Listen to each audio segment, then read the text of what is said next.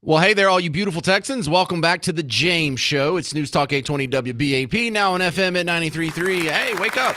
I know it's Monday. Let's go. Come on, we got to start World War III.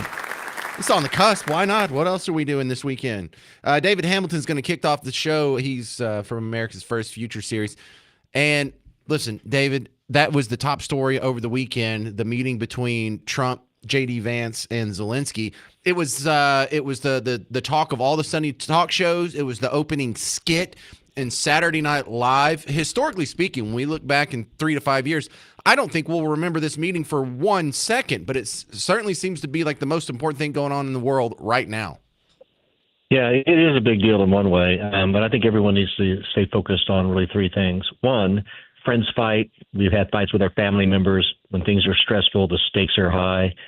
People argue. They sometimes speak across each other instead of listen. So, but they have to. You dust yourself off and you go back to the table, and that I believe is going to happen because it has to happen. For those who don't seem to think this war has to end, I don't have anything nice to say to them. At some point, we have to figure out something, and I've been on your show for almost 2 years now saying that we have to come up with some form of negotiated settlement. And if you don't have an answer for that, you need to sit down and let the adults, do the talking. Let's come up with a way to end this war. Secondly, this is really all about territory. This is simply an argument about how much territory will Russia keep. The eastern part, the Donbass, the Donetsk part, is Russian ethnically and linguistically. And that part has wanted to secede for a long time. Russia's going to keep some part of it. We want the Ukraine to keep as much as they can for this rare earth mineral deal because a lot of those minerals are in that eastern part, in the Donbass. So we are aligned that way. We want Ukraine to get as much as they can, but Zelensky has had a hardline rule, which is they will give up no territory. They will give up. They will go back to their pre-war borders. That's not going to happen. And the last thing I'll say is we have to stay focused on the idea that the real enemy is not Russia, it's not Ukraine, et cetera, and this region doesn't matter as much as the East, as China. And we have to stop fighting each other while China sits back and laughs at us and fuels this proxy war. So we've got to figure out a way, Russia and Ukraine, at least neutral to each other, and we all have to become friends because our mutual enemy ultimately is China. Well, I like the idea of sitting out and letting the chips fall where they may, because if Zelensky really wants to win this war, he can't. It just hasn't happened. No one wins a land war against Russia. Just right. Napoleon, Hitler, well Kaiser Wilhelm. It's just not going to happen.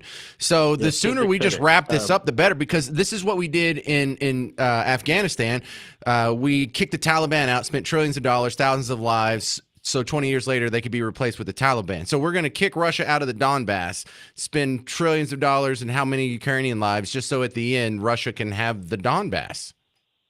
Yeah. And, at the end of the day, I don't have any other way to say this. This has to end.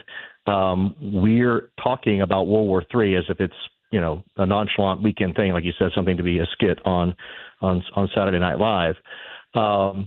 This has to end, and we've always talked about no Ukraine in NATO and no Russia in Ukraine.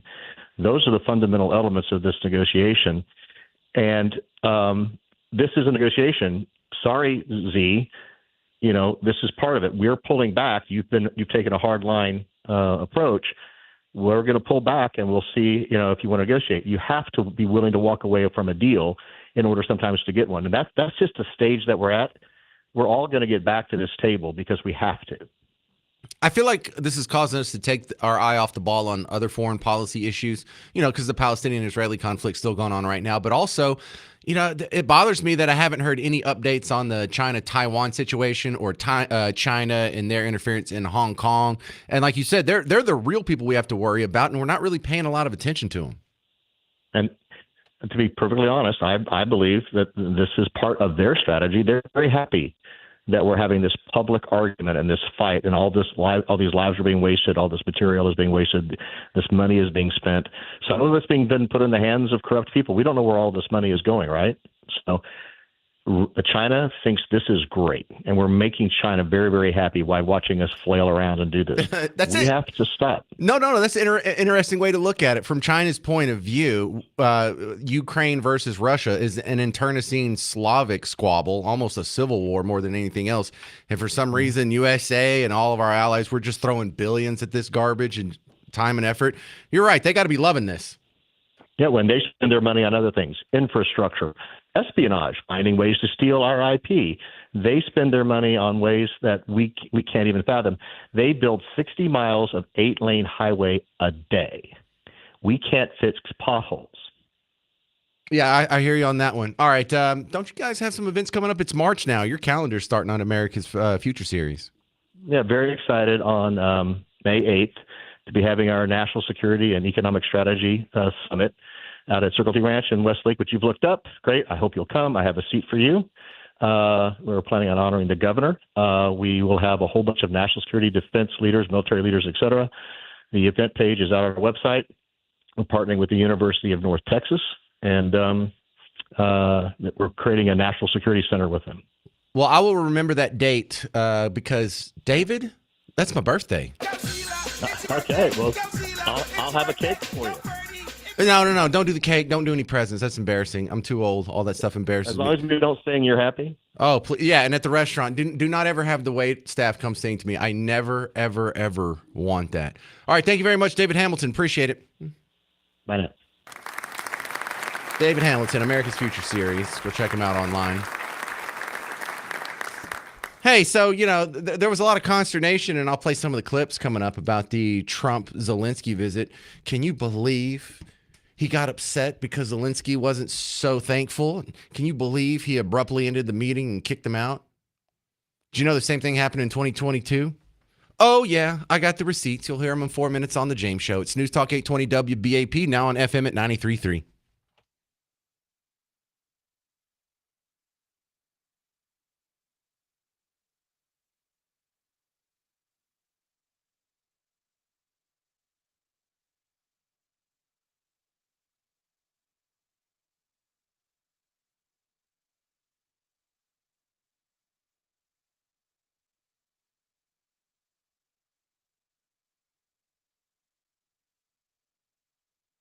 Hey, sports fans. James Parker here for the Prize Picks app. Basketball season is really heating up because it's March. College basketball, you know what that means. And if you're going to be spending a lot of time watching it anyway, might as well make a little bit of money off of it while you're at it. And you do it with America's #1 daily fantasy sports app, Prize Picks. Over 10 million members, billions of dollars in awarded winnings. A lot of that went to old Parker here. I've been trying to drain as much out of the pool as possible, but you can come play along with me. Download the Prize Picks app. Use promo code WBAP, and you get $50 with your first $5 play. So download the Prize Picks app. Use promo code WBAP. With your first $5 play, you get $50. And then you can go to where it says CBB, college basketball. That's where you find all your lineups for your favorite college players like Quincy Ballard. He's the center. He's going to be playing against UNT on Monday, or I guess that's tonight. 17. If you add up his points, rebounds, and assists, will it be more or less than 17? Oh, that sounds pretty good. So you make a lineup, 2 to 6 players like that, turn a little bit of money into a lot of money. In fact, if you go through the whole lineup, get 6 players, and get some of the more difficult picks, you can win up to 1,000 times your money. Prize Picks. Run your game.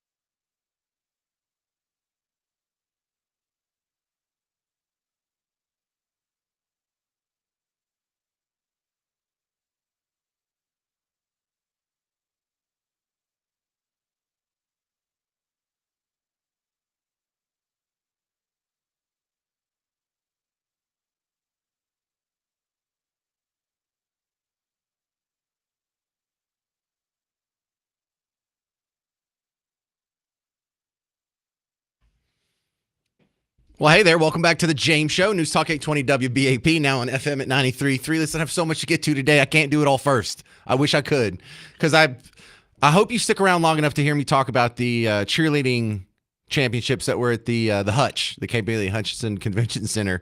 I had my daughter has some friends who were at the fake shooting. Some parents got in a fight, and they thought, you probably heard in the news updates there. So I got a lot on that. I got some Doge updates, some Elon Musk updates. I got some Jasmine Crockett audio. I got some Ilhan Omar audio. But first, we have to get this Ukraine stuff out of the way. So if you have to leave, remember to come back. Like if you get out in your car and you go in the store or go on that sales call or make your delivery or clean that pool or whatever you're doing, come back to the James Show when you get back in the car, because I don't want you to miss it. Or if you're just tied up for the rest of the day, please come back, check out the podcast, the James Show podcast. It's all hilarious. I just can't do it all at once. So let's start with what may be the most important story of the weekend, Ukraine. More people were talking about this than any other stories. The only reason I'm doing it first. People were talking about it at the soccer fields when I was watching my kids' games. It was the opening skit on Saturday Night Live, which I don't have time to get into today. I'll probably play it tomorrow or the next day because it was pretty funny. But let's get into the Zelensky-Trump meeting fallout. I want to play just some of the reaction here, just to set the context here before I play the flashback clip. Alexander Vindman says Trump should apologize to Zelensky for saying he wasn't thankful enough. President Trump owes Zelensky an apology for the way he was treated. Oh, yeah? For what? I demand it. What? I demand that they give... You demand. Okay, UN resolution number 2. If you're going to go ahead and say preposterous things like Zelensky owes an apology for being attacked, I'm going to go ahead and say something outrageous. Actually, I'm going to go... If the price of... You say that Ukraine wants peace. I think J.D. Vance should resign. J.D. Vance should resign, and Trump owes him an apology. This is Alexander Vindman. He was in the Biden administration. He has a lieutenant colonel background, but he ended up being in the National Security Council or whatnot. So we have a Biden administration top level official saying that. All right. What's some more of the response here? David Brooks. Trump and Zelensky's interaction was vile. Thanks, David. I was nauseated. I just nauseated. All my life I've had a certain idea about America. Nauseated. That we're a flawed country. You almost threw up. We're fundamentally a force for good in the world. That we defeated Soviet Union, we defeated fascism, we did the Marshall Plan, we did PEPFAR to help people live in Africa. And we make mistakes, Iraq, Vietnam, but they're usually mistakes out of stupidity, naivete, and arrogance. Jesus. They're not because we're ill-intentioned. All right. Go back, write that in the New York Times. That's his day job. Let me give you a couple more. Senator Angus King was on 60 Minutes yesterday, and he was saying this whole thing is just a shame. He's just ashamed of... And intelligence committees. I always try to think of, what's the argument on both sides? I cannot think of a rational argument for pulling our support from Ukraine. Here, let me give you one more. Oh, yeah. I wanted to play you this one. This one's great because this is a viral video where I don't know what it is on Team Blue. They like to, when they start crying, let's turn on the camera and share this with everybody. I'm having a mental breakdown. I want everyone to see. So this is just some rando dude crying about Zelensky. And he put the music under here. I know you're going to think I did this for effect. Why don't you wear a suit? Why don't you wear a suit? You're the highest level. Okay, so he's duetting from the press conference there. That is a reporter asking Zelensky about his suit. Trump never questioned his appearance. In fact, Trump, at a different point in the press conference, says, yeah, I'm fine with the way he dressed. I think he looks nice. So Trump said something nice, but this guy has to try so hard to make Zelensky a sympathetic figure that he gets upset because a reporter asked him why he doesn't wear a suit. Now, it's not a ridiculous question. Whenever people are at war, it's quite normal for the guy who's the president of the country to still be wearing a suit.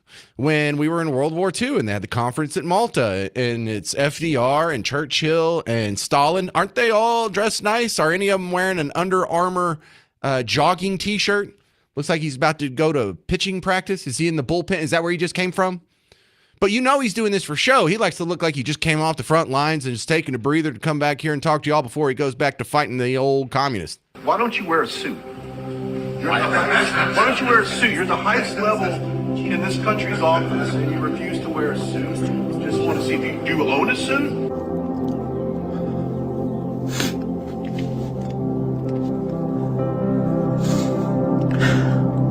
You gonna be all right? This man is fighting for his country. Is he? The sovereign nation got invaded. His people were dying. And this talks about him wearing a suit. It's a legit question. I hate this country. Well, then you can leave. Go. Take off. You gonna be okay? I've never in my life felt like I do right now. Never? You never felt like this before? I don't give a what he wears. Well, you should if he shows up in a bikini. This man has been respectful to every leader in the world. You watched all the meetings? Everybody. Oh, you saw all the meetings. Okay. And you clowns want to. All right. There's a whole nother minute of that. I just feel the clock ticking on me. God, I love the internet. What did we do before X? What did we do before social media? You get to see all these people break down. All right, now, here's the payoff for all that setup. Let's go back in the time machine. Garrett brought the flux capacitor, so we're going to go all the way back 3 years to 2022. NBC News had a report on a meeting, a confrontation, really, between Biden and Zelensky, where Biden thought Zelensky wasn't what? Thought he wasn't thankful enough for the aid he's receiving, and abruptly ended. Yeah, that's right, Kate. Yeah. So in this conversation, President Biden called President Zelensky to tell him about a roughly $1 billion package of additional equipment and weapons for the Ukrainian military coming from the United States. During the course of the call, President Zelensky continued, according to a number of officials who we spoke with who are familiar with the call, President Zelensky continued to talk about the additional equipment and weapons and support that he and his military needed. According to these officials, they said that President Biden finally just got frustrated and lost his temper and told President Zelensky, look, you could be a little bit more grateful. The reason that this story is interesting to us and is something that we are reporting on and officials are speaking to us about is because it shows that all these months ago, President Biden already realized that there was going to be a point where the American people, members of Congress, where people would start potentially pushing back on all these billions and billions of dollars of aid and equipment that the U.S. has been providing to Ukraine. Oh, we got the receipts. You are so busted. Hey, crying guy, did you open up your TikTok and do a crying 2-minute monologue when that happened? When Biden told Zelensky he needs to be a little more thankful? Got perturbed and ended the meeting? Did you cry about that? What about you, David Brooks? Did you say that was vile? Hey, Alexander Vindman, did you demand that Joe Biden apologize to Zelensky? Angus King, Senator Angus King from Maine, were you ashamed of Biden when he did that to Zelensky? Or you only feel shameful when it's your political opposition who does that? Oh, you're all exposed. You're all a bunch of hacks. We have the internet. You're not going to get away with it anymore. We're all just as connected as ever, and we at least have one platform that's not going to censor us this time around. So you're not going to get away with this anymore. You're all a bunch of dishonest hacks, and it is so delicious to expose you on the James Show. All right, coming up next, Jay Ratliff, aviation expert, is going to be back on the James Show, talking about what the heck is going on with the airline industry, close calls, a couple of crashes, a wheel falling off, flipping around. Does this have anything to do with Doge making cuts? We'll ask Jay Ratliff next. I'm James Parker. It's News Talk 820 WBAP, now on FM at 93.3. Bob Lavelle, Home Marketing Services, joining me here on the James Show. Bob, I know your number one mission in life is to get people into a house. What do you do that makes it so effective at Home Marketing Services? You know, if there were one thing that I could point out that makes it a little bit different, we take the time up front, first of all, to find out what they're really looking for.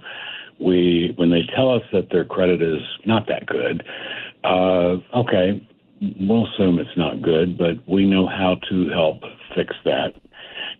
So basically, it's just taking the time to really listen to what they're saying and what they want. You know. So I like the stories that you have because it seems quick. I remember the only 2 times I bought a house in my life, it took a while. You seem to get people cranked in and out sometimes, within a month. Well, we talked a little bit last week, I think, about the particular lady. She called late on hearing your show. made a comment that they were closing the next day, and her builder literally called them at 4 o'clock that day and said, "I'm sorry, we're not only not closing, but you can't qualify." Now, they spent 10 months building this house, and they've given a big down payment, and they get the call the day before that they don't qualify. Timing. Just going to do it right, you know. All right, don't let it happen to you. Call Bob Lavelle at Home Marketing Services, 972-392-9595, 972-392-9595. Go to blessyourheart.com or 972-392-9595. Thanks, Bob. Thank you, James.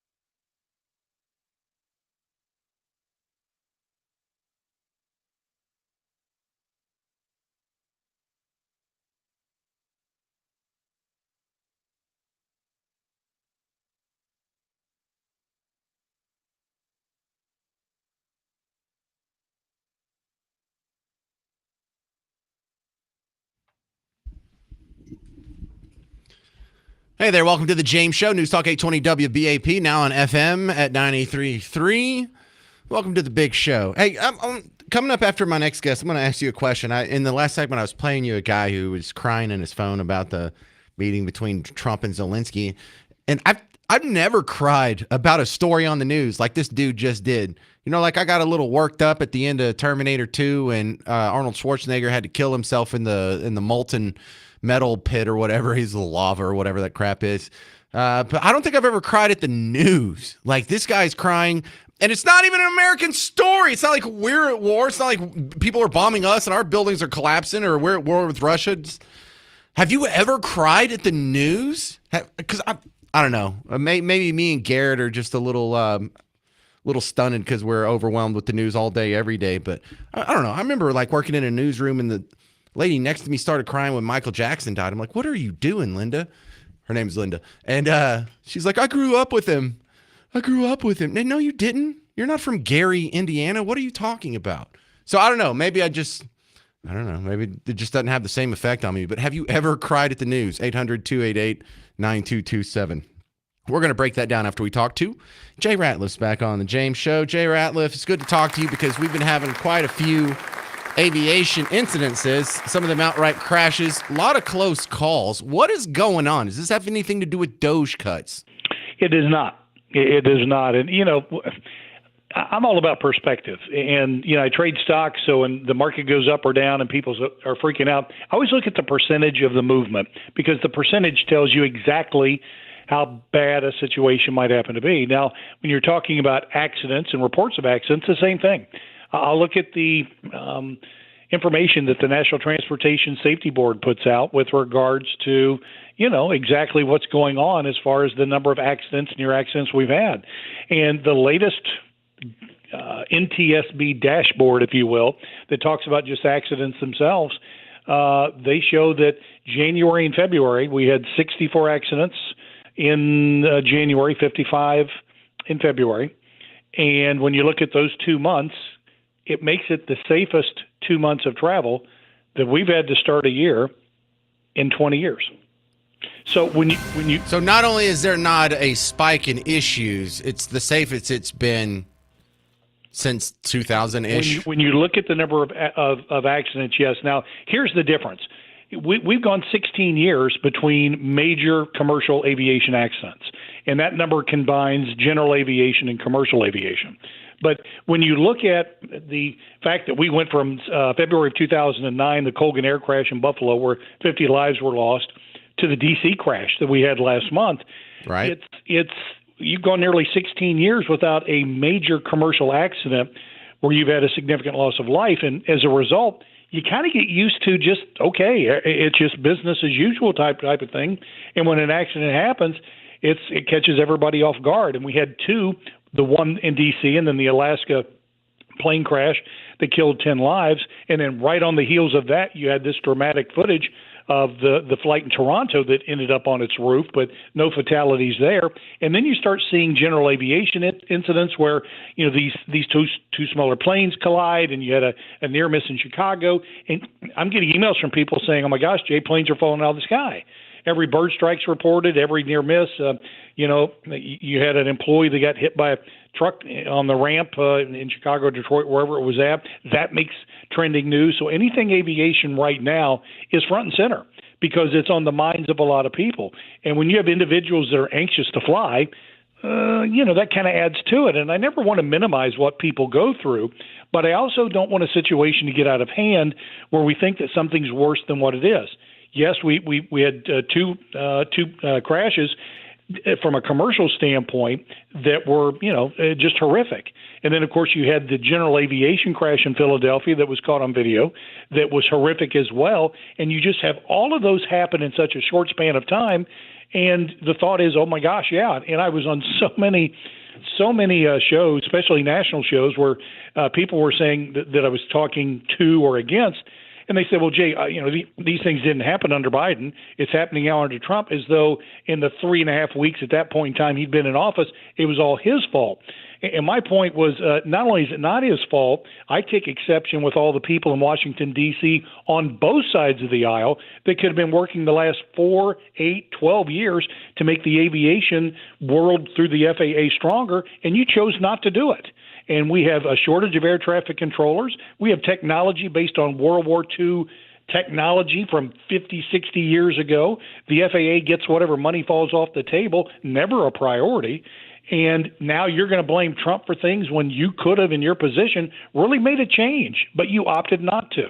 And that type of position, I just have zero patience for, because those men and women could have done things in D.C. and chose not to. So, what's the odds that we privatize our FAA like Canada did? It's possible, and I think if it's going to happen, it would be under President Trump. It's going to take a Manhattan Project kind of a priority to pull it off in a few years. But when you look at somebody like Musk and his team from SpaceX walking in to see what the FAA is using, I just don't have an analogy, because you can't use the term upgrade the FAA facilities, because that would be an insult to the word upgrade. They are so far past where they should be. It's laughable / tragic about how outdated so many of these systems are. But the point is, these men and women, understaffed as they are, have still found a way to pull it off day after day, week after week, month after month, year after year. They have done an incredible job. And can you imagine if we got them state-of-the-art equipment at their disposal when they're doing the job of 1, 2, or 3 people, how much safer the industry will become as a result here in the United States? Well, Jay, I have a feeling this is one of those jobs that's on the cusp of being replaced by AI, and rightfully so. Maybe we don't need to go from like an Atari 2600 to a PlayStation. Maybe we need to go to robots. Well, there's going to be AI involved. I don't think there's any doubt about it. But the problem is, and this was clearly illustrated in the near miss that we had in Chicago, where it was clearly pilot error based on the part of the Challenger jet that was, or the Learjet that was, not listening to the air traffic controller. All right. And he was having a hard time from the get-go, so you could kind of see that was coming. But human error is going to be a part of everything that we do. And the question is, how much of AI is going to allow us to compensate for the human error side of things? Because most near misses, crashes, or accidents, a component of those tend to be human error. So you can do all you can, but humanly speaking, there's only so much we can do to minimize / reduce or eliminate that. So the idea is, let's do as much as we can to minimize all of that as much as we humanly possible can. Jay Ratliff, I think the most important fact you brought to the table today, this was the most safe January and February in U.S. aviation in 20 years. Yep, and you can go to the NTSB dashboard to look at that as far as the number of accidents that's there. And again, I'm not minimizing anybody's concern, but again, I will quickly point out, people say flying is safer than driving. I statistically can prove in time flying safer than walking down the street. So, yeah, from an injury standpoint. Absolutely. So, all right. No hesitation for me getting on an airplane. All right, this is Jay Ratliff. Thank you very much, sir. Appreciate it. Coming up next, have you ever cried at the news like these people were crying about Zelensky and Trump? And so disrespected. Because I just played like a viral video from the weekend. I'll play it again, but I want to ask you, have you ever cried at the news? 800-288-9227, 800-288-9227. And I don't ask that to be mean. It feels like this is very performative. Like, I'm not even sure if this guy would be crying if he wasn't filming it and putting it online. So that's what we're talking about next on The James Show. It's News Talk 820 WBAP, now on FM at 93.3.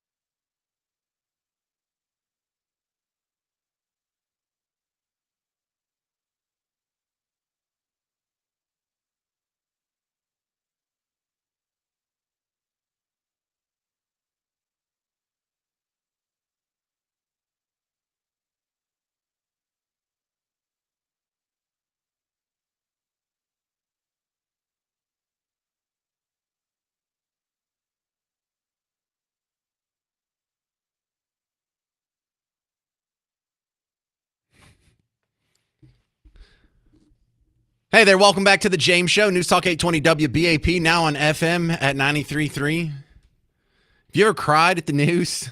Smacky says on YouTube here that he definitely cried when Leonard Nimoy died. Spock? I mean, of all people, I'm not saying like Spock stinks, but of all the people, okay. Look, this isn't something where I can argue with you. That was your experience. You cried when Spock died. And this comes up because this dude went viral over the weekend for crying about Zelensky. And I don't know if I saw this more from my lefty friends who were passing this along unironically as if this makes them look cool or good or persuasive to the undecided voter out there. Or my conservative friends who were passing this around laughing, saying, look at how unhinged these little babies are, these little cupcakes, crying over the meeting about Zelensky. Now, the meeting about Zelensky, whether you were bothered by it or not, I just played you an example of 3 years ago. Almost the exact same thing happened between Biden and Zelensky. There was a meeting. It ended abruptly. Biden ended the call and saying he should have been more thankful for the aid he was getting. We didn't see the crying. We didn't see the gnashing of teeth. We didn't see the wailing. And so this just speaks of, this is just performative art. This is virtue signaling. This is just performance based. For one thing, if I ever want to give my commentary on an issue on TikTok or social media, or like I'm on Facebook and YouTube and whatever right now, I would stop crying before I started the video. I wouldn't do the video while I was crying. I would make sure, like, look, let me clean all this up so I don't look like a crazy person that's just crying into my phone. But these people are intentionally doing it when they cry. And I think this is nothing more than performative virtue signaling. I don't even think this dude is upset about the Zelensky situation. He just wants other people to see this and think, oh, man, he's so involved and he just cares so much. What a great guy. I guess I want to take him out for dinner at a vegan restaurant, or I don't know. Why don't you wear a suit? Why don't you wear a suit? You're the highest level in this country's office, and you refuse to wear a suit. Just want to see if you do own a suit.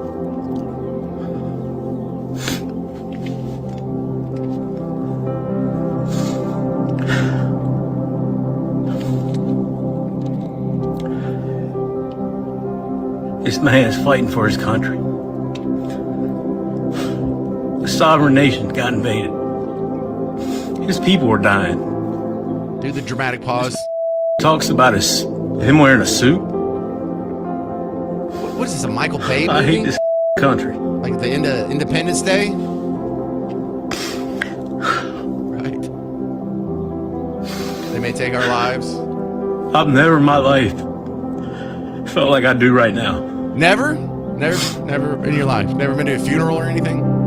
Never been upset? Never got kicked in the nuts? What he wears. Oh. This man has been respectful to every leader in the world. Everybody.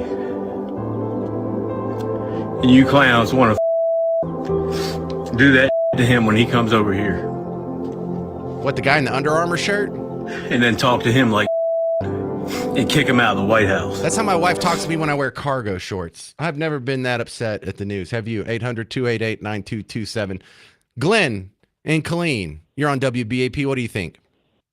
Well, I don't normally cry at like typical news, but when you see the military people coming home, greeting their kids, yeah, that's a little tough. Man, so the big difference is like not just seeing the flag draped coffins coming off the plane, but seeing the parents, and sometimes there's like a widow or even a kid standing there. Yeah, that's a pretty big gut punch right there. Yeah. Big time. But yeah, I do cry at the news sometimes. We'll admit it.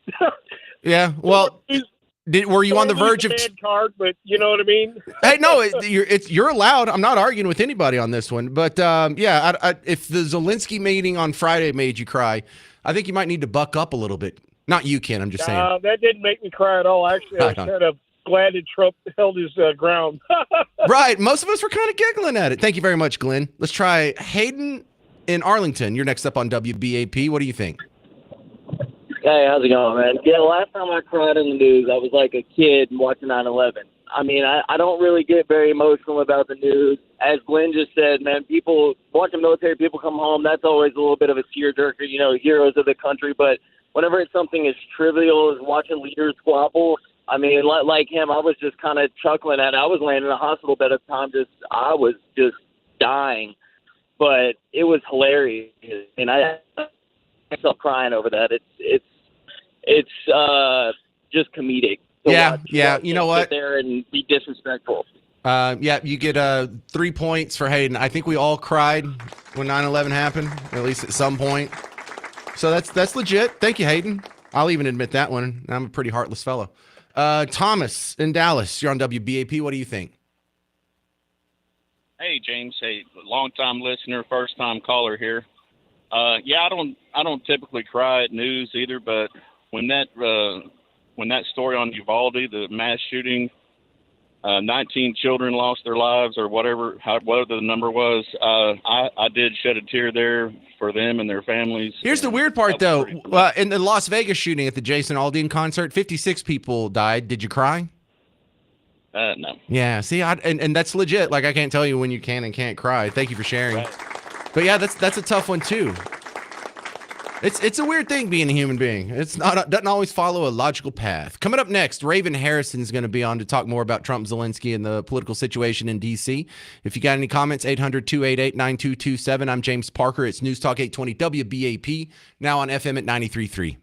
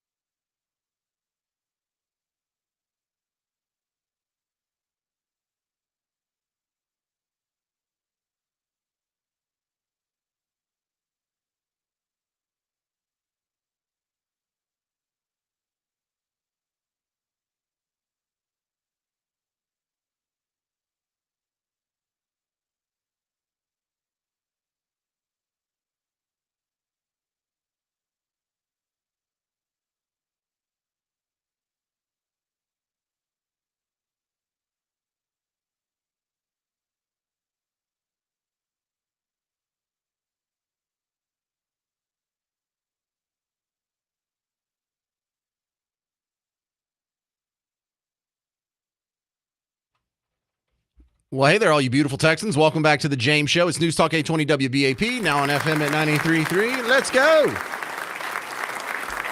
All right, a few top stories today. Number one, the fallout from the Trump, J.D. Vance, Zelensky meeting on Friday was really fun to observe on social media over the weekend. Saturday Night Live did their opening skit for it, viral videos flying back and forth, and we were just having fun showing some of the receipts. Also, still to come on the show, we have more Doge news, some Doge receipts, and some Doge critics out there who let's hear them out and see what they're saying. And then also, I still got to get to this, the cheerleading championship that happened over the weekend in Dallas. There was a couple of parents that got in a fight, and something made a loud noise, sounded like a gunshot, and then it turned into the battle scene from Braveheart outside the Kay Bailey Hutchinson Convention Center. This is audio. Garrett went out and got audio. Yeah, I don't know where all the swords came from, but that's how out of pocket it got, right? Garrett had to kill a guy with a trident, so that's still coming up on the James Show. If you can't stick around for that, come back, check out the podcast later. My next guest, regular political commentator, guest on the James Show, and soon to be Congresswoman Raven Harrison, back on. Hey, Raven. Hey, James. So I was playing the viral video of the guy crying about the Zelensky meeting. And and then a handful of other people who were saying, like, this is vile, or Trump owes him an apology or whatever. Did you hear the section? And I'll play this for the people who didn't hear it in the first hour. Someone was passing around an NBC News clip from 2022 about a similar Biden confrontation with Zelensky where he didn't think he was thankful enough. And hang on a second. Let's hear this real quick. Yeah, that's right, Kate. So in this conversation, President Biden called President Zelensky to tell him about a roughly $1 billion package of additional equipment and weapons for the Ukrainian military coming from the United States. During the course of the call, President Zelensky continued, according to a number of officials who we spoke with who are familiar with the call, President Zelensky continued to talk about the additional equipment and weapons and support that he and his military needed. According to these officials, they said that President Biden finally just got frustrated and lost his temper and told President Zelensky, look, you could be a little bit more grateful. Oh, my goodness, Raven. Yes. I didn't see this guy. I didn't see anybody crying into their phone about that. I didn't see David Brooks or Alexander Vindman say that Biden owes Zelensky an apology, or they want World War III, or they're the dumbest, biggest idiots ever. That's so weird, Raven. Yeah, it is weird. It's really, if you really want it, I think I have the best recap on my TikTok right now. I put the Mortal Kombat music to it. It's awesome. But I tell people, this is what I want to remind people. And again, I expect the people who are extreme left to do this. It doesn't matter what, Trump does. If Trump cures cancer, they're going to say they have the right to die of cancer. This is what they always do. We all watched that. Okay, we all know. We even had the Ukrainian interpreter interpret of, I don't know if I'm of calling him a B word. Yeah, the B word. Thank you.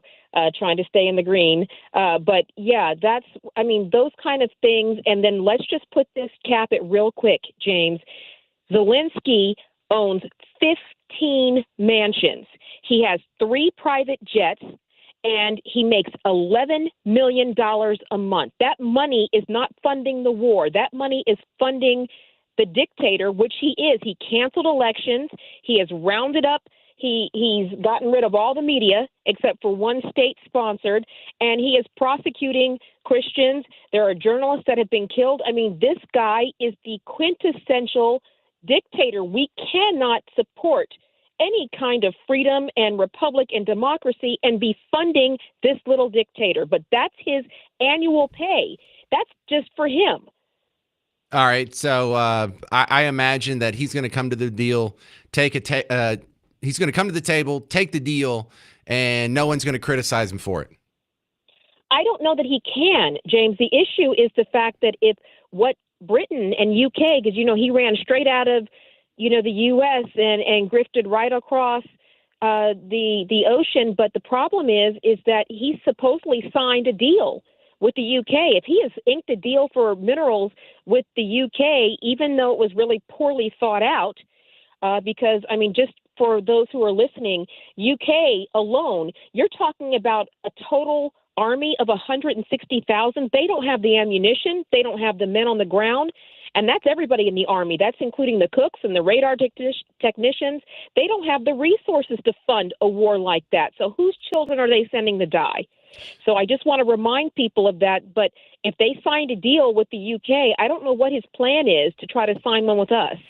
So they act like we got to stay in this war, or what was the David Brooks quote? It'll be the biggest foreign policy mistake of our lifetime or in American history, or whatever. What are the negative consequences if we get out of Ukraine completely? I think that, this is a good opportunity of whether we should get out of NATO, we should get out of Ukraine, but Trump is working toward peace. And again, this is the typical leftist. We want to be at war. This is an unwinnable war. They cannot win this war. So we are throwing good money after bad. He's already said he can't account for $100 billion. I mean, it's not like, hey, that's $20 I dropped on the ground. He can't account for $100 billion, James. So they're literally kidnapping Ukrainian men off the street, and the left is completely silent about this. We're kidnapping people and sending them to the front lines to die. In this, he wants to keep the war going. He's sending drones into Russia. This is not the side we want to be on. And if Russia starts turning off the heat and all the gas they are providing to Europe, this is not a good position. It's not a good look for Zelensky. All right, let's talk about you running for Congress. What's that like? You have to fill out paperwork and stuff already? Yes, we fill out the paperwork so that the deep state can get the smears ready. But, we are ready for that. I am going to be funded by we the people, and I'm really excited. They're ready for their government back. Trump took a bullet, and I'm here to make sure that you guys don't have to. Right on. All right, how can people help out, Raven? Tell them to go to ravenharrison.com. And just remember, guys, every little bit helps. Even a $25 a month helps. Help us fight this war. Help me keep on the front line. Thank you very much. There she is, the great Raven Harrison on The James Show. Thank you, Raven. Thank you, James. All right, coming up next, we're going to hear some sound bites, 60 Minutes, really pushing for you to keep subsidizing Ukraine. And not just their war effort, their economy. Not just tanks, not just medicine, not just food. How about entertainment? How about a seamstress? How about someone with a coffee bar? Oh, yeah. 60 Minutes reports this with a straight face, like it's a good thing, like you would approve of this. That happened last night. You'll hear it next on The James Show. News Talk 820 WBAP, now on FM at 93.3.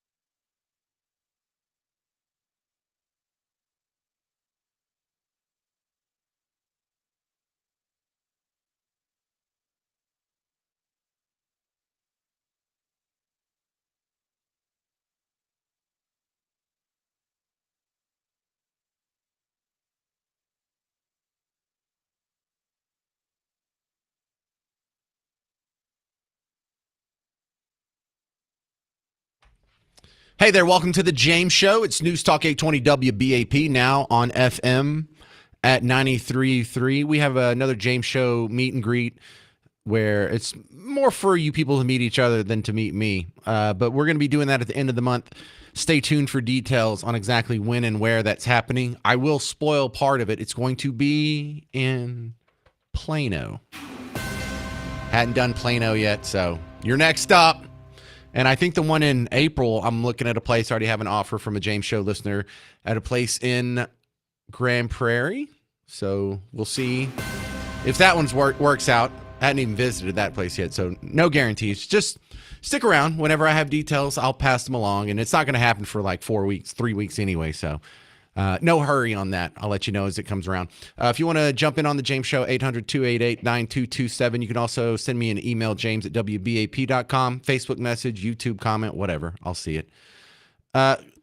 60 Minutes last night. If 60 Minutes had been produced by the government of Ukraine, they wouldn't have changed one word of this reporting yesterday. They were, last week they were giving you the rundown on how, children are going to starve to death or die of AIDS or something on the other side of the planet if we cut 1 cent from USAID. And then this week they were kind of doing the same thing, but just focused on Ukraine. And they got into such a level of depth where I think they thought they were helping the cause when they were actually, if they had any brain about what goes on outside of their bubble, they would know that this is terrible for your cause. This makes people want to pull out of Ukraine faster, talking about how much we're subsidizing, not their military effort, not just humanitarian issues. We're not just sending them blankets and penicillin. We're subsidizing their entire economy. Listen, this is 60 Minutes. Wait. Where's that coming from? Oh, okay. Sorry, I had double audio there. All right, I'll start it over. 60 Minutes last night. You're subsidizing the snot out of Ukraine's economy. Russia's invasion shrank Ukraine's economy by about a third. We were surprised to find that to keep it afloat, the US government is subsidizing small businesses. Hang on. When they say the US government is subsidizing small businesses, what they mean is you are subsidizing small businesses. Just in the way, like, over the weekend, there's a little part on my on Miss Parker's car that was broken. She had the check engine light. She took it in, got the diagnostic. We got the little piece. And me and my son spent about 2.5 hours trying to get to the spot to where we could get the little piece out, and we couldn't get it unhooked. And it was worth the time and effort, because taking it into the shop means they're going to do it, but they'll charge you $200 for labor or something goofy like that. But money is so tight right now that it was worth me wasting half of my Sunday afternoon, because that is how tight all of our budgets are right now. Your groceries went up 30% in the last 4 years. Yet you had money to send to Ukraine. You had money to subsidize not their war effort and not like the humanitarian crisis, but just their economy, just so they can go out and have recreate and have a good nightlife and keep the little small businesses afloat. That you're subsidizing that. So whenever they say the U.S. taxpayers are subsidized, this came out of your backside. This government is subsidizing small businesses. Super. Like Tatiana Abramova's knitwear company. We realize that it's the aid from government, but it's the aid from the heart of every ordinary American person. How do you feel about that? Grateful. Great. In total, America's pumped nearly $25 billion of non-military aid into Ukraine's economy since the invasion began. So has it ever been that, do you own a small business? Have you ever worked for yourself? You ever been self-employed? You know anyone who does? You have a sibling, a kid, maybe one of your parents is self-employed? Have they ever been struggling in their restaurant and then all of a sudden they got a check from the Ukrainian government? Have you ever seen like your local favorite restaurant struggling to stay afloat and eventually they have to shut down? But oh no, they were saved because of the generous taxpayers of Poland or Belarus or Estonia or anywhere else on planet Earth. How come people are never bailing you out, but you're bailing other people out? How come people are never coming and running to your aid, American taxpayer? But you're expected to, what was that, a knitting Boutique, you couldn't see the video, but she's in like a boutique, like if you're in Highland Park Village, or if you're in one of these goofy, like little walk-in shops at Bishop Arts District or Deep Ellum or Lower Greenville, you know. It was some lady, oh, she has a knitting business. Oh, I'm glad my groceries went up 30%, so we could save a knitting business in suburban Kiev. Is this really the most judicious use of your taxpayer dollars? This is what we have. If we pull this back, then I'm on Putin's side. Oh yeah, is that Putin has just a grinding grudge against the knit shop in Ukraine? Well, I'm glad they have a nice nightlife. I'm glad these guys didn't have to worry about losing their job. Meanwhile, we're just getting laid off left and right for COVID or God knows what. Does that make you feel better about yourself? Does that make you feel better about USAID and the tax money that's going out to Ukraine? They aired that unironically as a selling point for supporting Ukraine. I came across with the exact opposite intent of what they had. That makes me want to, we can't withdraw from Ukraine fast enough. 800-288-9227. What do you think? 800-288-9227. We'll talk about mental health issues with layoffs coming up next on The James Show. It's News Talk 820 WBAP, now on FM at 93.3.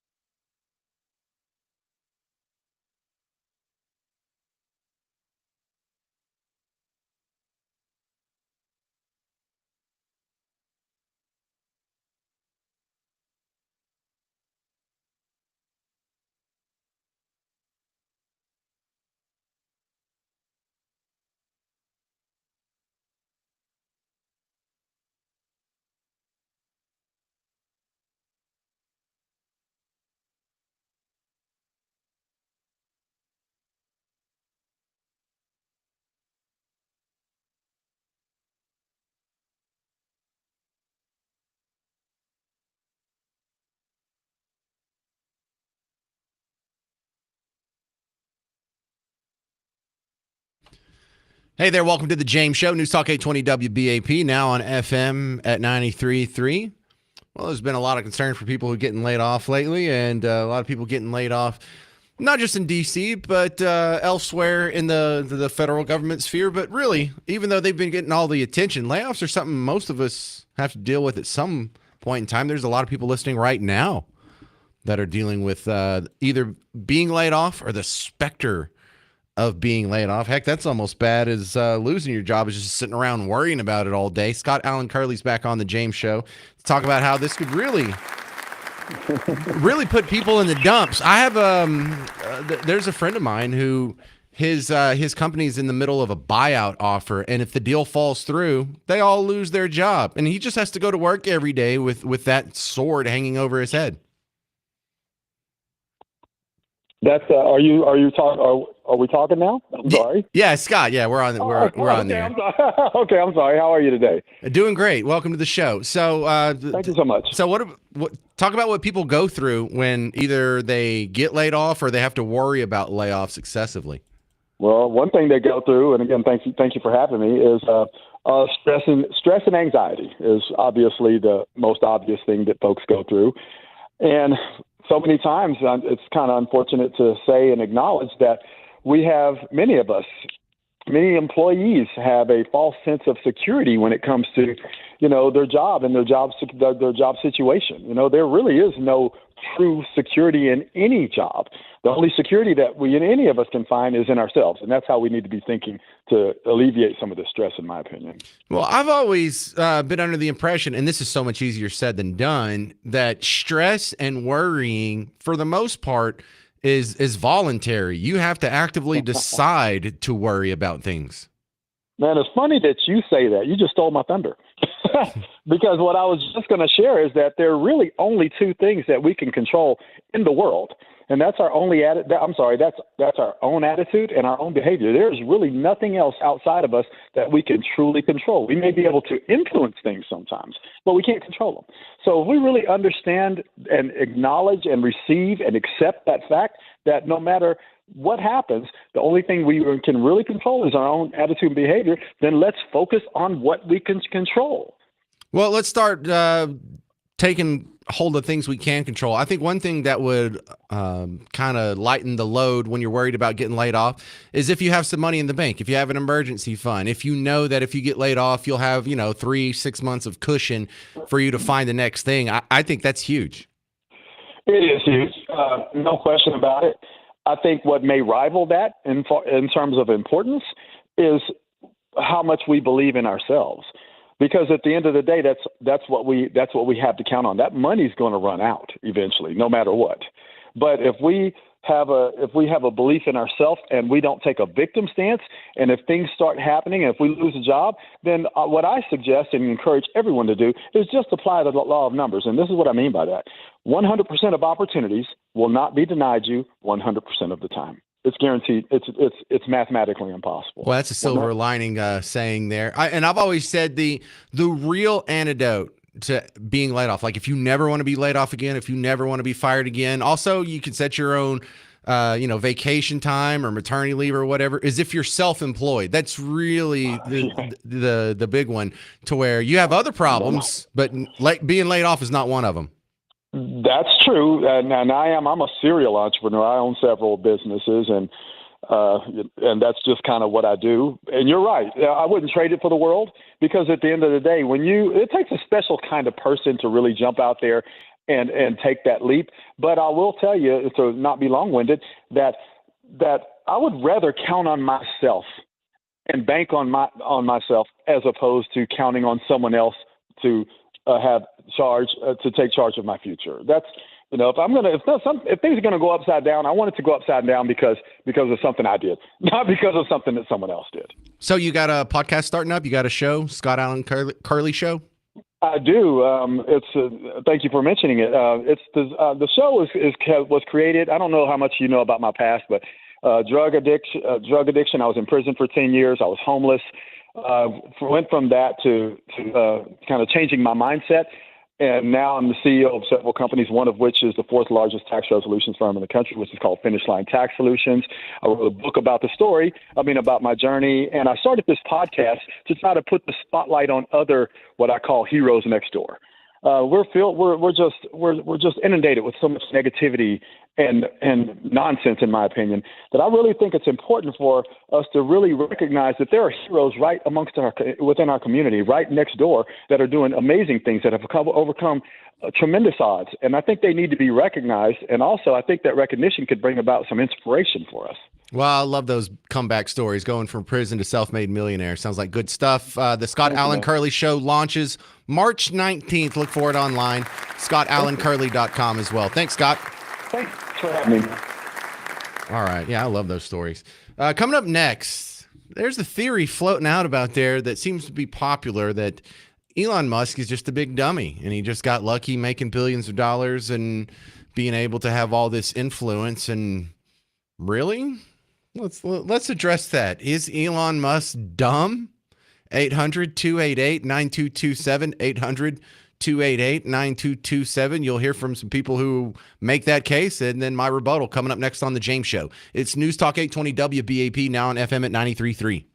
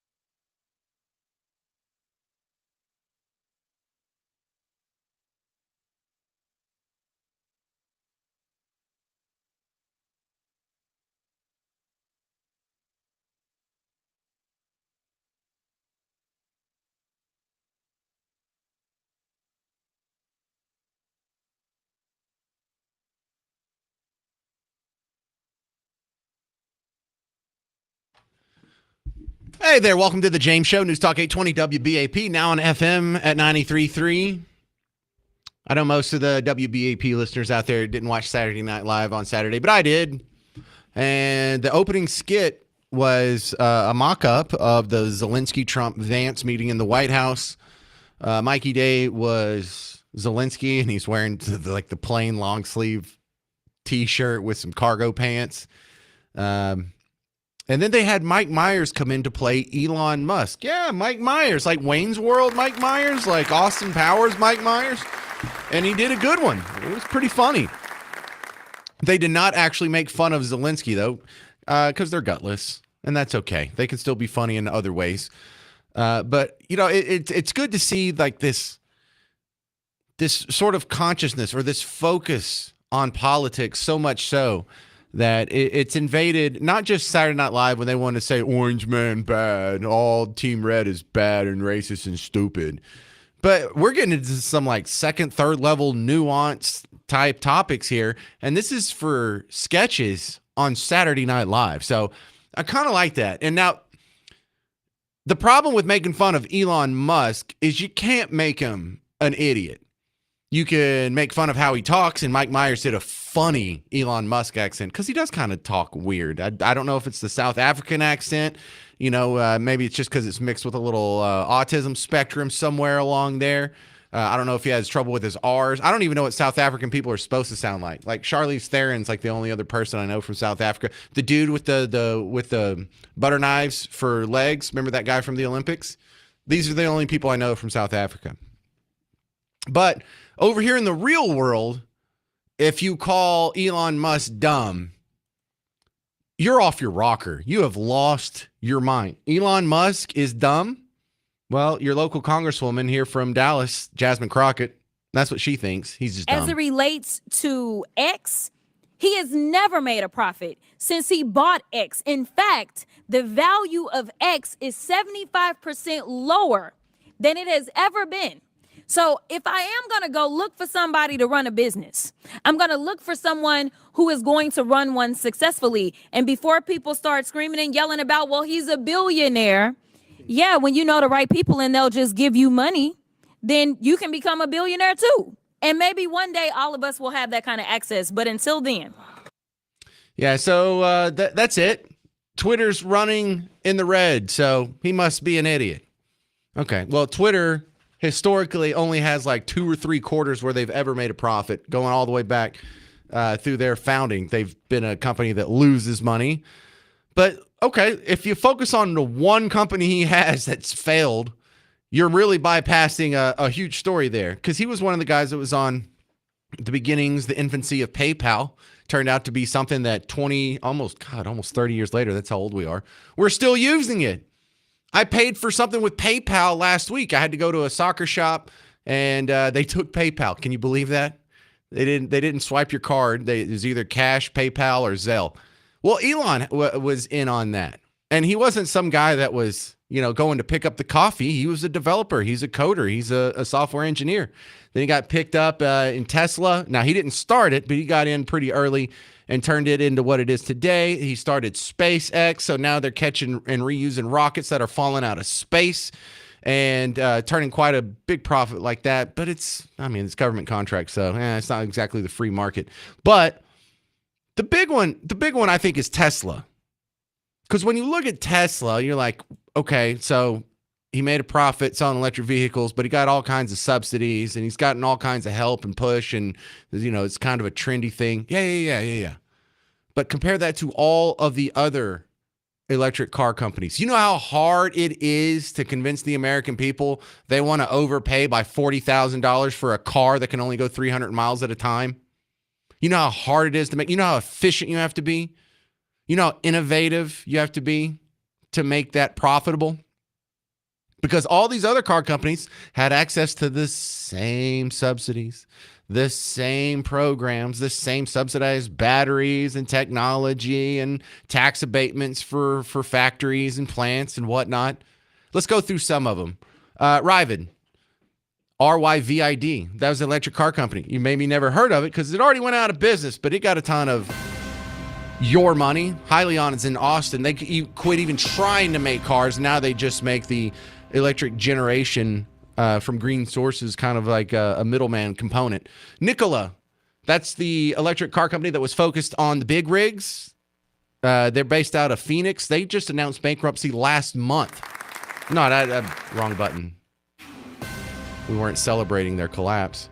Fisker, another big California giveaway company. They're already doing nothing. Canoe was another Cali company that you subsidize for their cars, their batteries, their purchase. Their only client base is the Postal Service and NASA. Their stock price, they're not out of business yet, but their stock price has gone from $200 to $2. That's another electric car company. You probably have heard of Rivian. They're not out of business yet, but they will be soon. But it's not just them. The first electric vehicle manufacturer, the Baker Motor Vehicle Company, rolled out their first electric car. What year was it? What year do you think that Baker made the first electric car in the United States? Do you have a guess? Is it like the 90s? Is it the 80s, 70s, 60s? How about 1899? Top speed of 12 miles an hour. Thomas Edison even bought one back in the day because we were told that was the car of the future even in the 1800s. Studebaker tried to launch one. Anderson, Detroit Electric Car Company, started to build one in 1907. It was out of business by the 20s. Aptera Motors tried to build a three-wheel electric car in 2005. It already went out of business in 2019. Bright Automotive closed down in 2012. Coda Automotive got $344 million from investors in 2009, including Treasury Secretary Hank Paulson. Guess what? Already out of business. Electric Last Mile Solutions, out of business. Mullen Automotive, an electric car startup that went public in one of those SPAC mergers, out of business. The fact that Elon Musk has been able to make a profit in electric cars is something that has been tried by the greatest automotive minds going back to the 1800s, and this is the first dude to do it. He's not stupid. You may disagree with him, but he's not stupid. Right, Ilhan Omar? You wouldn't say he's stupid, would you?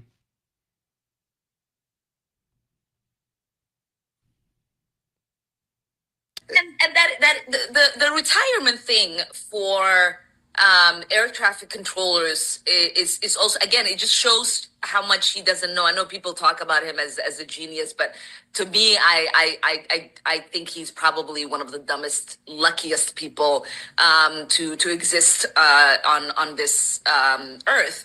That's it. Just the dumbest, luckiest, just an idiot. He's catching rockets that are falling out of space. NASA had 50 years to figure that out with an infinity amount of dollars and all the greatest scientists that they could hogtie from all over the planet. They concentrated them all in Houston, and they couldn't come up with it in 50 years what this dude did in 6 years. So you may disagree with him. He may be your political opposition, but if you're calling him stupid, something's wrong with you. Coming up next, we'll check up on the border on the James Show. If you want to jump in, 800-288-9227. I'm James Parker. It's News Talk 820 WBAP, now on FM at 93.3.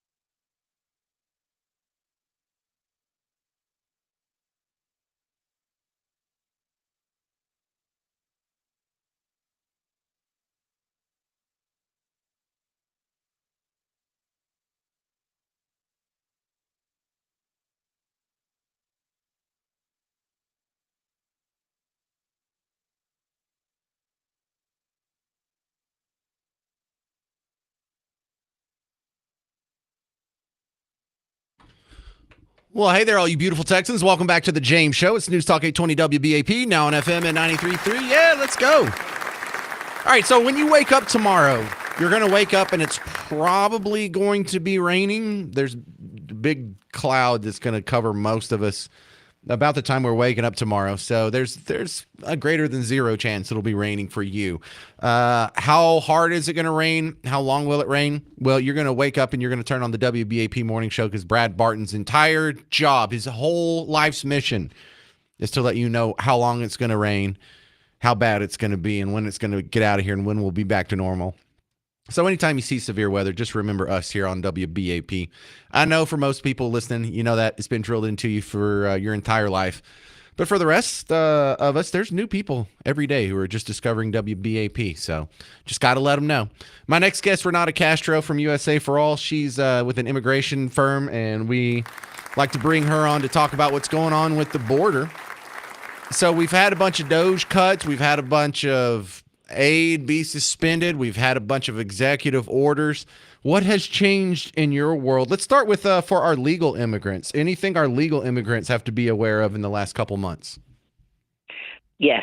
At this time, there has been a major shift in the way this current administration is handling cases of those who are seeking lawful ways to remain in the United States, particularly as it involves cases of those who married U.S. citizens. And during the Biden administration, several cases benefited being called into interviews.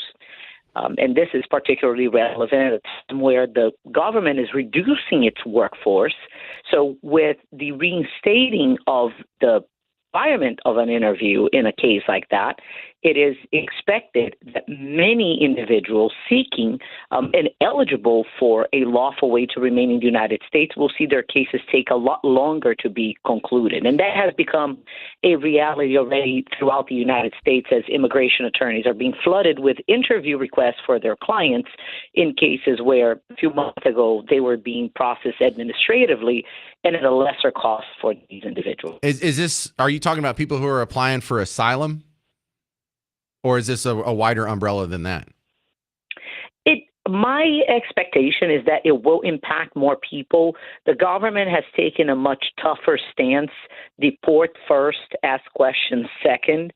And unfortunately, when the position shifts in such a dramatic way, you will see individuals that are eligible for immigration relief, but that are just going to fall into this vortex of removal and of negative decisions.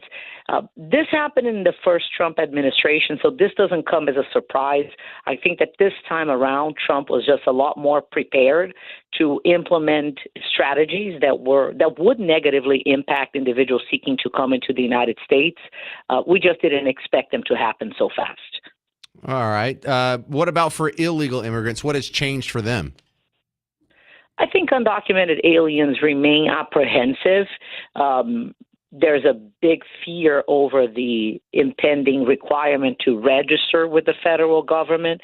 I actually have seen a movement of American employers who are apprehensive for their loss of individuals who work for them and who don't have status. The number of American employers who are reaching out to immigration attorneys is the highest we've seen in a long time. And at the same time, we want to say, you know, you're violating the law. You should have expected it. You can't help but feel empathy for those who rely on the work of individuals, especially for positions that no one wants to fill.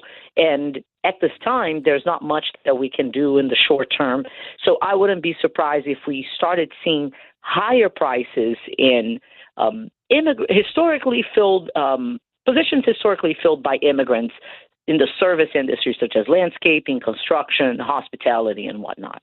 Yeah, a close family friend is a general contractor, and he lost his whole framing crew last month. Yep. It was the darndest thing. I mean, we didn't go through and run their social security numbers to the tightest, background check possible. But, some people are starting to feel it already. Renata Castro, if someone needs help, how do they find you? They go online to usaforall.com. And that's for the numeral 4, usaforall.com. Thank you, Renata. Thanks for having me. All right, there she is, Renata Castro from USA for All, talking about immigration.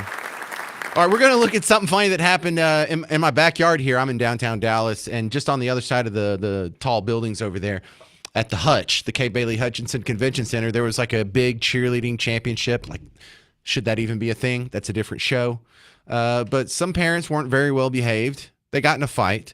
They knocked over some poles and made some loud noise that some people misinterpreted for gunshots. And then all hell broke loose. It was a battle scene from Braveheart. You'll hear some audio, and we'll break down just what exactly went wrong yesterday. Because my theory is we are all just wound up a little too tight when it comes to guns, and just hearing a pow, it shouldn't send you in a tizzy. That's not very American.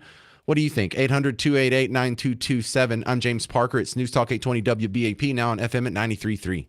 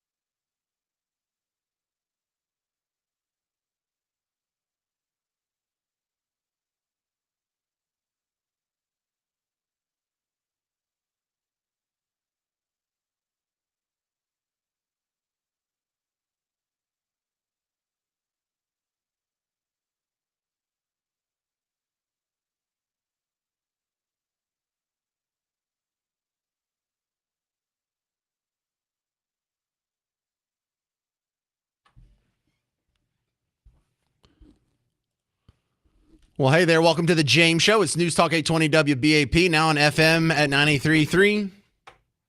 Did you hear about the freak out at the cheer competition? It was here in Dallas over the weekend. WFAA has a story. This is funny and sad at the same time. I'll explain. It just blew out. And then somebody kept saying there's a gun, and the cops kept saying, no, there's no gun. But they said there's a gun, there's a shooter.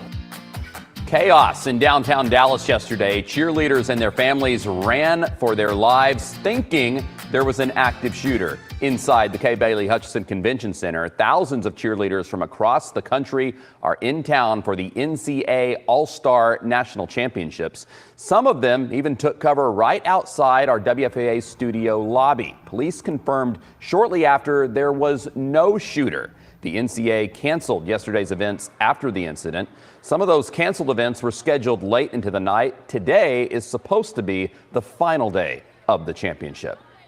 Thank you for joining us. I'm Chris Sadeghi, and we want to start with the latest on that situation that caused so much panic in downtown. Our reporter Janelle Fort is live at the convention center where the event will go on this morning. And Janelle, it was such a chaotic scene yesterday. A lot of fear, a lot of crying. What are you seeing and hearing as those cheerleading teams arrive this morning? Yeah, enough of that. Thank you very much, WFA. By the way, at the beginning, wasn't that a weird juxtaposition? They had like the happy-go-lucky music along with one of the scariest situations these people had seen. It just blew out. And then somebody kept saying there's a gun, and the cops kept saying, no, there's no gun. But they said there's a gun, there's a shooter. This lady's like harrowing. Oh my God, there's a gun. I thought there was a gun. The cops say there's no gun, but it's just like happy little acoustic guitar and some clappy in the background. Isn't that great? We thought there was a mass shooting. It just turns out we have a bunch of paranoid cheer moms. We are wound up too tight about guns. Or no, look, I shouldn't. Let me put a lot of qualifiers in here. Some people are way too wound up about guns.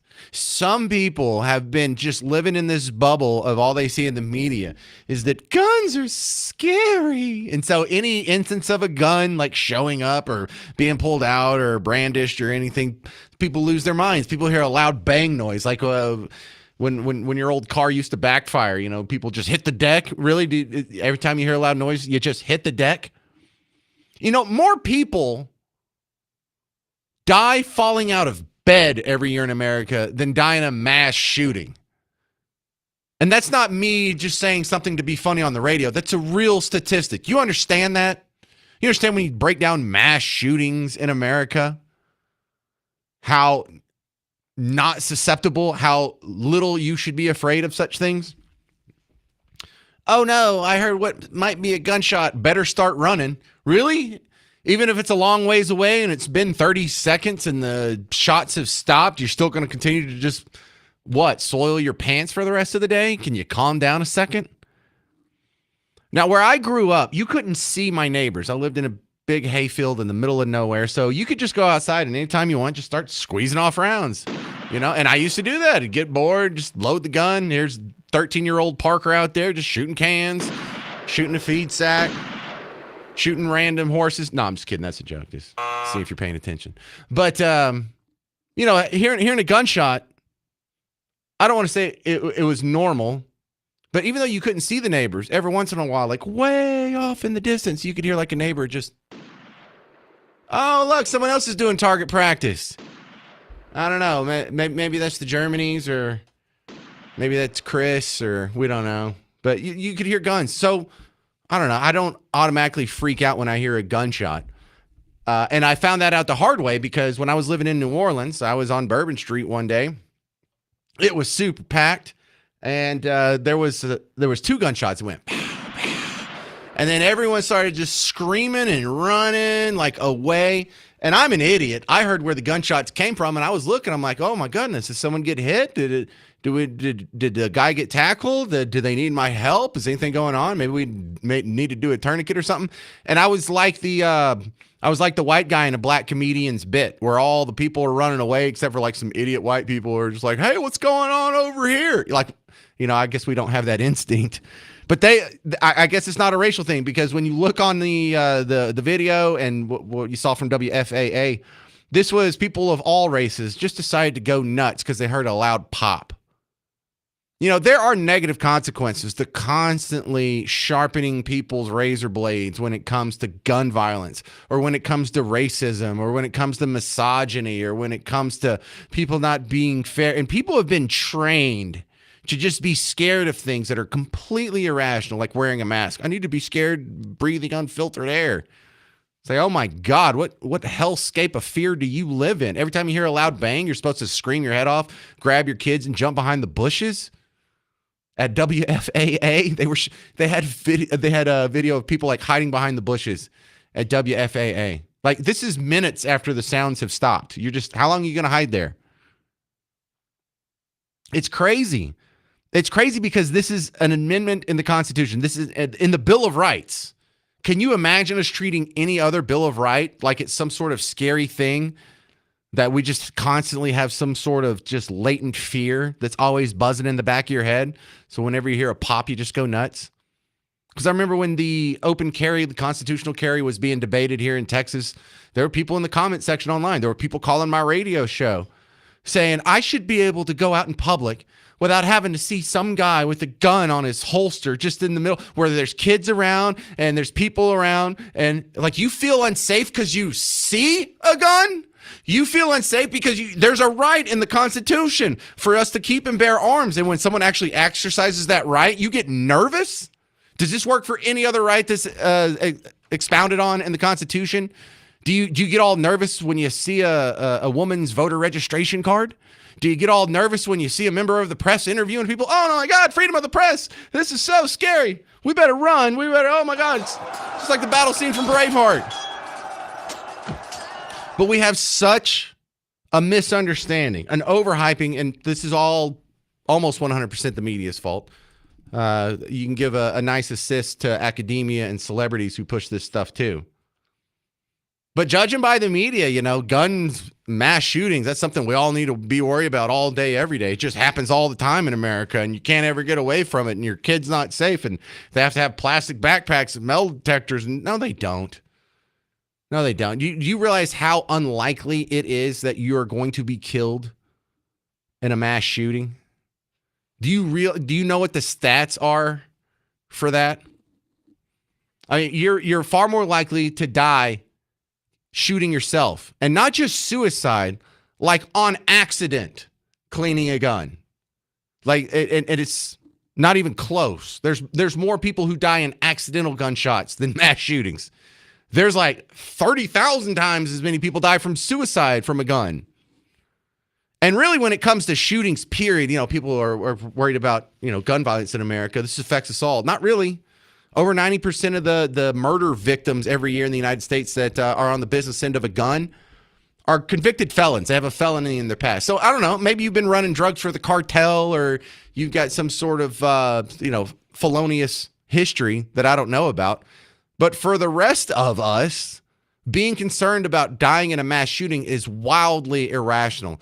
That's like soiling your diaper because it's raining. I might get hit by lightning. And that's not even an exaggeration. We have almost the same amount of people, depending on the year, obviously these fluctuate, but the amount of people who are killed in mass shootings versus the number of people who are struck by lightning in America is pretty comparable.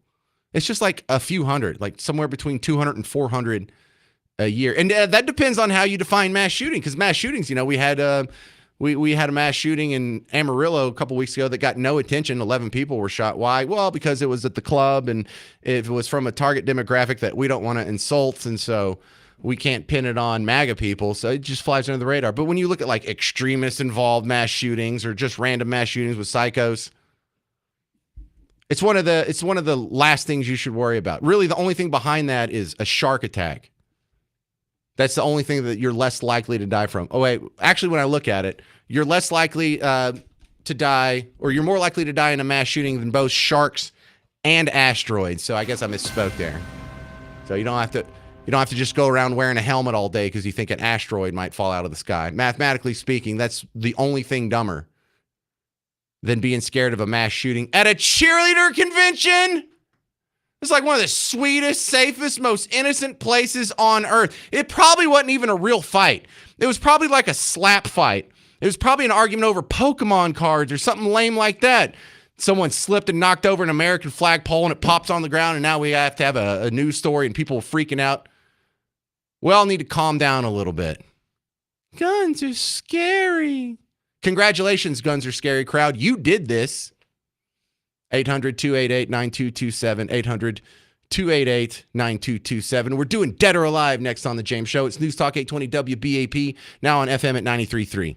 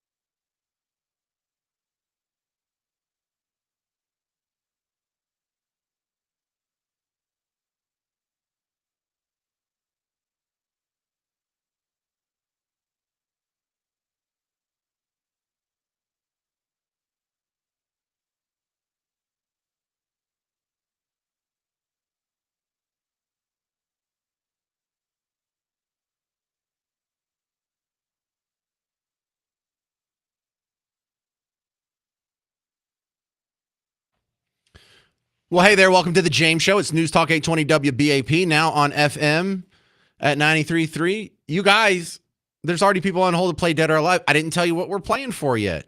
I appreciate your enthusiasm, but how do you know if you even want to play if you don't know what you're going to win? A couple things you need to know. Number one, this is going to be the 70s music edition, so that's going to be pretty cool.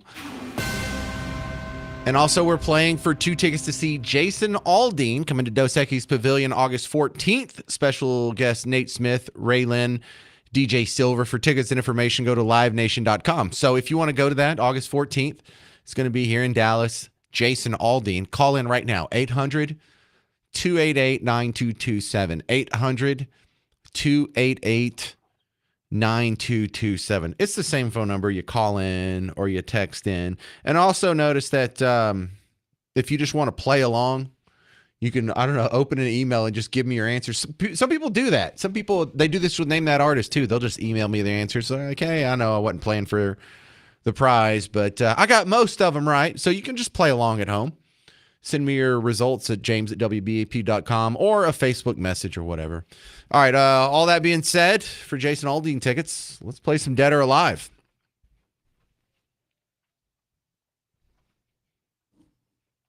All right, thank you, Mr. Jovi, and welcome to Dead or Alive. I am your host, James Parker. In the 70s Musician Edition, I'm going to give you 10 musicians who had massive hits in the 70s. Actually, here's what I did. Just to narrow it down, maybe this will help the contestants a little bit. I looked up the top 20 songs. I'm sorry, top 40 songs. I only made it through the top 20 artists. But out of the top 40 songs of the 70s, really the top 20, I just looked at the artists and I was like, all right, would this be good for Dead or Alive? And that's all I did. So you've heard of all these people, I imagine. You just have to guess if they're dead or alive. And the 70s wasn't that long ago, so let's see what we can do here. We're going to start with Becky in Arlington. You ready to play Dead or Alive? Yes. How coherent were you in the 70s? Is that your time? Because my time is more like the 90s, maybe a little 80s. But 70s, you comfortable with that? Yeah, sure. I mean, I graduated high school in 71. Perfect. Absolutely. You're going to nail this. I have a good feeling about this, Becky.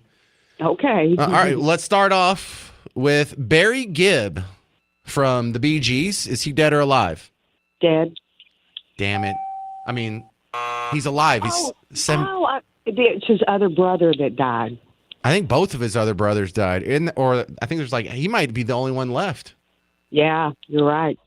Well, darn, I can't call back either. Well, you can just hang on, and if it cycles back around, we'll see. Hang on.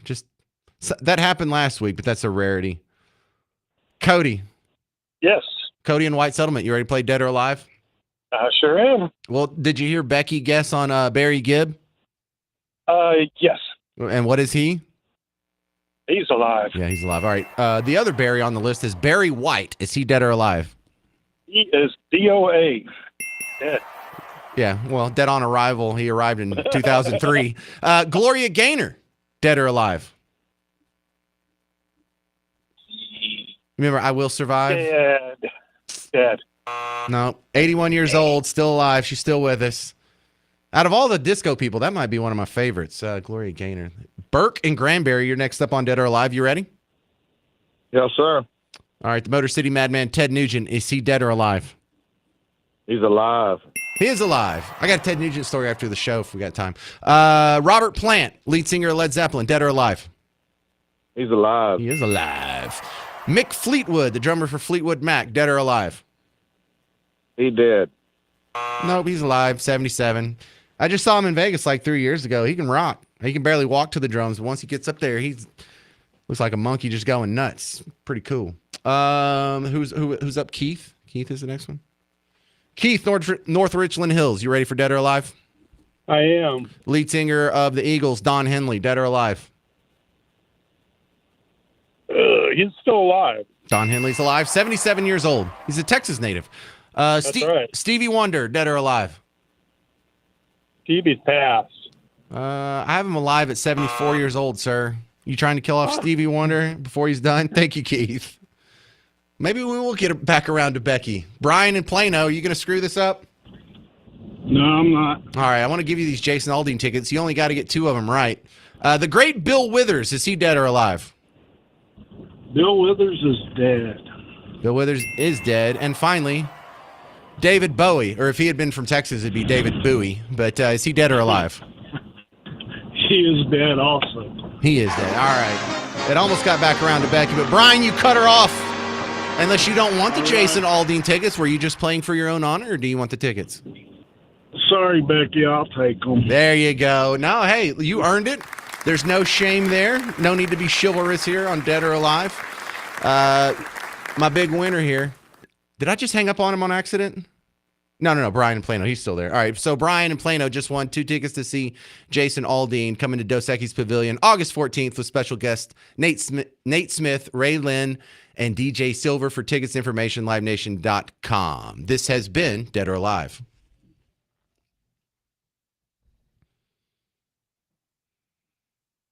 All right, real quick.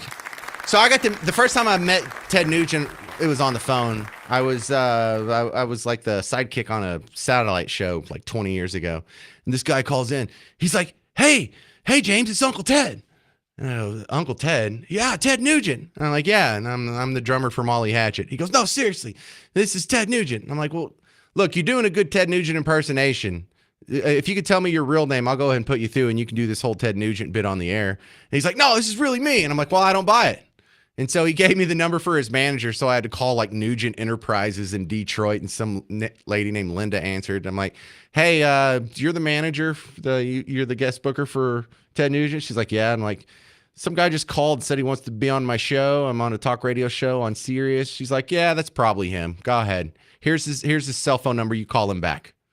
So I called him back and it was him. So that was awesome. And then I was doing a show in Waco like 8 years ago now. And he has a ranch outside of Waco and he called in. He's like, hey, you remember me? It's Ted Nugent. I'm like, well, I'll never forget you now. So I don't know. Maybe he's listening today. What's up, Ted? How you doing? All right, coming up, a couple more funny sound bites to end the show just to make you laugh. Stick around. I'm James Parker. It's News Talk 820 WBAP, now on FM at 93.3.